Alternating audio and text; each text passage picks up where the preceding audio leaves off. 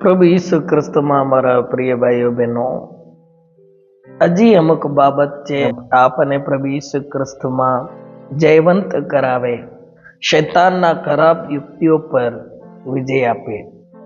પ્રભુ ઈસુ ખ્રિસ્તમાં હંમેશા તમે જાગતા રહેવાનું, આત્મિકતામાં ખ્રિસ્તી ઈસુ પર વિશ્વાસુ વ્યક્તિ તરીકે તમે જાગતા રહેવાનું. તેથી તમે શૈતાનને જીતી શકશો.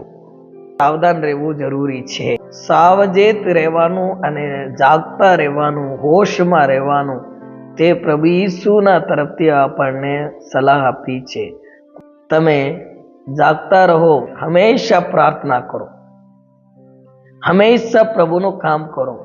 તમે સાવધ રહો અને વિશ્વાસમાં દ્રઢ રહો, પુરુષાર્થ દેખાડો અને પ્રભુમાં બલવાન રહો. કોઈ પણ માણસ મનોહર વાતોથી તમને ના ભૂલાવે માટે જાગતા રહેવાનું, તે પૌલની સલાહ હતી. એમાં બહુ વિશેષ વાત એ છે, પિતર આવી રીતે સલાહ આપે છે. પિતરનો પહેલો પત્ર અધ્યાય 5 વચન 8 થી 9 સુધીની વચનમાં સલાહ આપે છે. જાગતા રહો. શૈતાન એક સિંહ કાજનાર એક સિંહ, કોઈને ગલી જવા માટે ફરતો આવે તેમ શૈતાન દિવસમાં 24 કલાક, અઠવાડિયામાં 7 દિવસ, આખા વર્ષમાં રાત ને દિવસ શૈતાન અને તેના દૂતો માણસોની વિરોધ, તેઓને ગલી જવા માટે અને તેઓને વિશ્વાસમાંથી પડાવવા માટે અને તેઓનું નુકસાન કરવા માટે. દરેક માણસના દુશ્મન શૈતાન છે. ખાસ કરીને વિશ્વાસીઓના દુશ્મન છે. તે ફરતો આવે છે. શરીરમાં બધા જાગે છે. આ લડાઈ છે શરીરનું નહીં પણ આત્માનો છે. માટે જાગતા રહેવાનું એટલે આત્મિકતામાં જાગતા રહેવાનું. જાગતા રહેવાનું મતલબ છે આપણને જાગતા રાખે પ્રભુ ઈસુમાં કેવો પ્રેમ તમે રાખો છો, એ તમારો પ્રાર્થનાનું જીવનને દર્શાવે છે અને એ તમારો દેવના વચનને તમે કેવી રીતે પાલન કરો છો, તેને વાંચો છો અને પાલન કરો છો, તેને દર્શાવે છે જાગતા રહેવાનું. પ્રભુ ઈસુ એમ કહ્યા છે, જાગતા રહો અને પ્રાર્થના કરો. તો પ્રાર્થના વધારે રહેવું જરૂરી છે. દર સવારે ઉઠીને પ્રાર્થના કરવાનું, દર રાત્રે પણ પ્રાર્થના કરવું જોઈએ અને ગમે તે વાતોમાં, ગમે તે કામોમાં પ્રભુ ઈસુને અંદર લાવવાનું. તેમના નામમાં પરમપિતાને પ્રાર્થના કરો, વિનંતી કરો. દેવમાં તમે પ્રભુ ઈસુ ખ્રિસ્ત પર વિશ્વાસ કરનાર એક વિશ્વાસી તરીકે તમે પ્રાર્થનામાં જાગતા રહો, વિશ્વાસના કામોમાં તમે જાગતા રહો. એ જ તમને સુરક્ષિત રાખે. પરીક્ષામાં ના પડો માટે જ તમે અગાઉથી પ્રાર્થના કરવા પ્રભુ ઈસુના તરફથી તમને શીખવાડવામાં આવ્યું છે. એ જ છે જાગતા રહેવાનું અને પ્રભુના કામમાં બની રહેવાનું. એ જ છે દરરોજ તમે દેવના વચન વાંચવાનું અને દેવના વચનની જ્ઞાન પ્રાપ્ત કરવાનું અને તેને યોગ્ય સમયમાં દેવના વચનને તમે ઉપયોગ કરવાનો. તેથી તમે તમારા શૈતાન દુશ્મનને હરાવી શકશો, તેના ઉપર વિજય પામી શકશો. તમે આત્મિક લડાઈમાં જેમ એફેસીઓને પૌલ લખિત પત્ર તમે વાંચો તો એમાં પૌલ વિશ્વાસીઓને પ્રગટ કરવામાં આવ્યું તે આત્મિક મર્મ એ છે. શૈતાન સાથે લડવા માટે માત્ર એક જ શસ્ત્ર, તે છે તલવાર. તે તલવાર એટલે એ લોખંડની નથી, પિત્તળનું નથી, એ કોઈ ધાતુનું નથી, એ છે દેવનું વચન. દેવના વચન છે બહુ સામર્થ્ય રૂપી છે. શૈતાન બીજા કોઈ વસ્તુથી નાસી જતા નથી. શૈતાનને નસાડવા અને મારી નાખવા માટે એક જ વસ્તુ આપવામાં આવ્યું છે, તે દેવનું વચન છે. વચનના લીધે ઉપદ્રવ તેના જીવનમાં આવે છે. તેને દુઃખ આવે છે ત્યારે તે નિરાશમાં પડે છે અને તે વિશ્વાસમાંથી પાછા હટી જાય છે. વચન તેના જીવનમાં ફળ આપતો નથી. સંસારની ચિંતા અને આ દુનિયાનો સુખ ભોગને માટે તેને જે ઈચ્છા છે, ખરાબ ઈચ્છા છે, તેને લીધે તેનામાં વચન છે તો પણ વચનની તે આજ્ઞા પાલન કરતા નથી, માટે તે પણ હારી જાય છે. પણ જે સારા હૃદયમાં વવાયેલા તે દેવના વચન છે તે 30 ગણા અને 60 ગણા અને 100 ગણા ફળ આપે છે. મારા પ્રિય ભાઈઓ બહેનો, દેવની ઈચ્છા એ જ છે તમારા ને મારા જીવન વિશે તે આપેલા તેમના વચનને લઈને જીવન જીવવાનું, એમના માટે ફળ આપવાનું. પણ શૈતાનની કામ રાત ને દિવસ એ જ છે, તે વચનની વિરોધ રાત ને દિવસ કામ કરવાનું. માટે હું તમને એમ કહું છું, તમે દેવના વચનને દરરોજ વાંચીને તેને પાલન કરે એવા જેવા સારા હૃદયને તમે અપનાવો. વધારે ખાતરીપૂર્વક વાત એટલે ભવિષ્ય વચન, જે જૂનો કરાર અને નવો કરાર, એ બે કરારના લોકોના માટે પ્રભુએ ઘણા વચનો આપ્યા છે. તમે પવિત્ર શાસ્ત્રમાં 66 પુસ્તકોની તે વચનોને તમે વાંચો તો તમારા વિશ્વાસમાં બલવાન થાઓ. તેથી દુશ્મનને તમે જીતી શકશો, દુશ્મન તમારાથી નાસી જાય. દેવના વચન લઈને તેના સાથે લડાઈ કરો.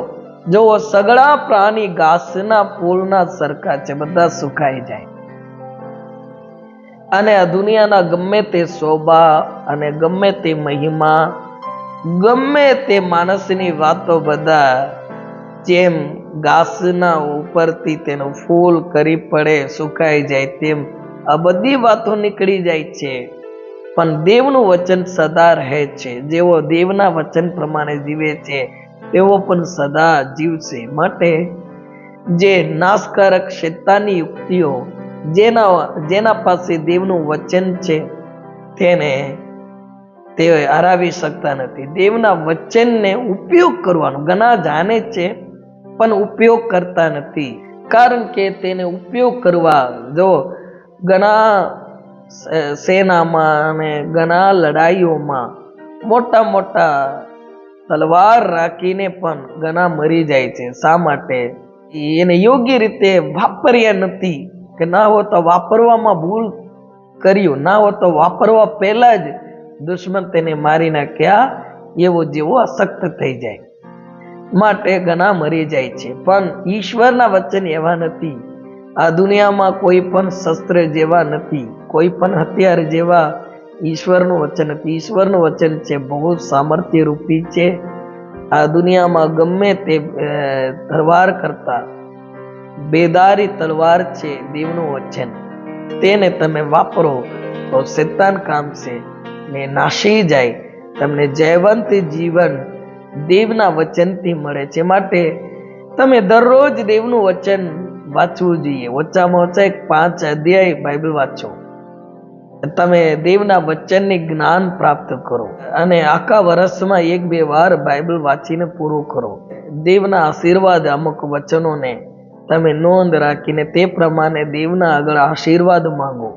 અમુક વચનોને તમે કહીને શૈતાનને વાત કરો.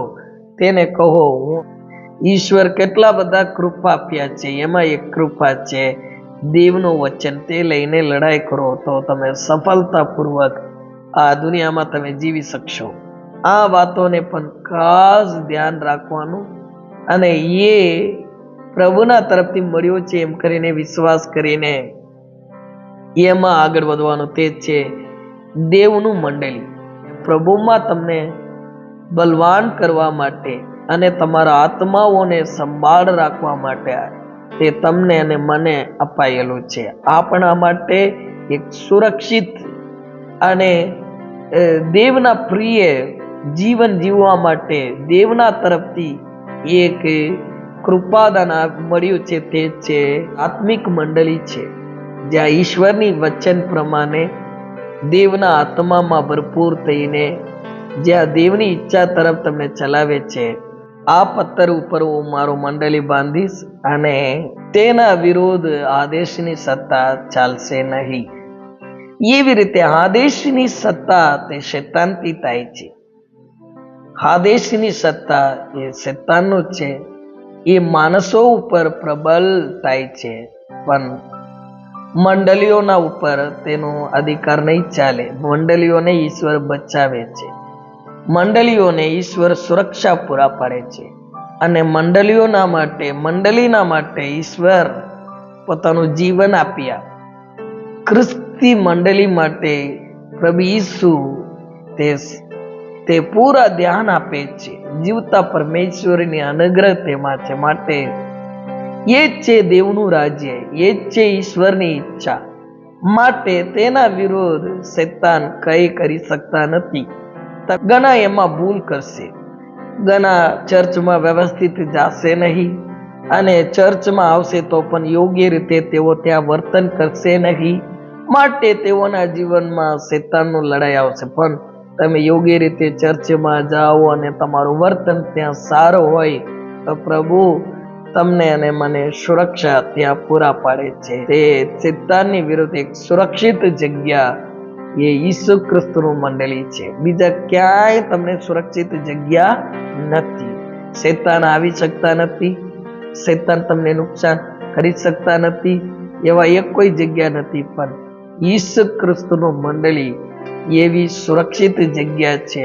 પ્રભુએ ત્યાં તમને સુરક્ષા પૂરા પાડે છે, તમારું વિશ્વાસુ જીવન, અને તમને શાંતિ, આનંદ આપે, ખુશી આપે એવા એક અદ્ભુત જગ્યા છે. તે પ્રભુ ઈસુ ખ્રિસ્તનું મંડળી, દેવનું ઈસુ ખ્રિસ્તનું ભરપૂરપણું છે તે મંડળી. એ મહત્વ જાણીને તેમાં આગળ વધવાનું, તમારું વિશ્વાસુ જીવન તમે નિભાવવું જોઈએ. જીવતા ઈશ્વરનો મંડળી છે, અને સત્યનો સ્તંભ છે ને પાયો છે.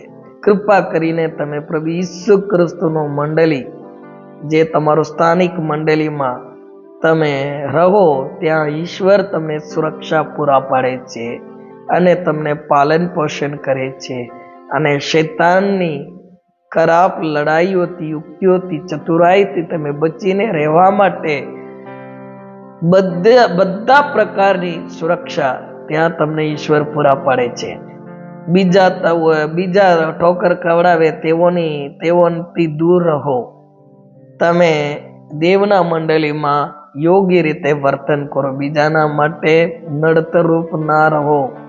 તમારું ચારિત્ર સારું રહેવું જોઈએ. દેવના મંડળીમાં દેવના પ્રત્યે જે પ્રેમ છે તેમાંથી પડી ગયેલા જેવા થઈ જાય છે. શા માટે? એટલા માટે છે તેઓ દેવના ચર્ચમાં આવવાનું પડતું મૂકી દીધા. ઘણા ભૂલ ખાય છે, તેઓનું ભૂલ તેઓ ખાય છે, માટે શૈતાન સફળ થાય છે. પણ તેઓ દેવની ઈચ્છા પ્રમાણે તેઓ દેવના મંડળીમાં એકઠા મળવાનું રાખે તો શૈતાન તેઓને જીતી નથી શકતા, પણ ઈશ્વર તેઓને જયવંત જીવન આપે છે. માટે મારા પ્રિય ભાઈઓ બહેનો, તમારા જીવનની ભલાઈ માટે, વિશેષ કરીને આત્મિક જીવન જે ખ્રિસ્તી ઈસુમાં વિશ્વાસ કરવાથી તમને મળ્યું છે, તેમાં તમારો ફરજ છે, તેમાં તમે કરવાનું કામ છે. તમે આત્મિકતામાં પ્રભુ ઈસુમાં કરેલા વિશ્વાસ જીવનમાં જાગતા રહો, અને દેવના વચન આત્મિક તલવારને તમે હાથમાં લો એટલે મોંમાં લો. તમે ઉપયોગ કરો તો સફળતાપૂર્વક, કુશલ રીતે તેને ઉપયોગ કરો તો શૈતાન તમારાથી નાસી જાય, અને તમારા માટે સુરક્ષિત એક જગ્યા છે. દેવના મંડળીમાં તમારું આત્મિક જીવનને સુરક્ષિત રાખો. પ્રભુ ઈસુ પર વિશ્વાસ કરનાર એક વિશ્વાસી તરીકે જયવંત જીવન જીવવા માટે પ્રભુ ઈસુ તમને મદદ કરે. માટે ઈસુ ખ્રિસ્તના નામમાં હું તમને આશીર્વાદ દેવું છું. પ્રભુ ઈસુ તમને અને તમારા પરિવારને જયવંત જીવન આપે. God bless you.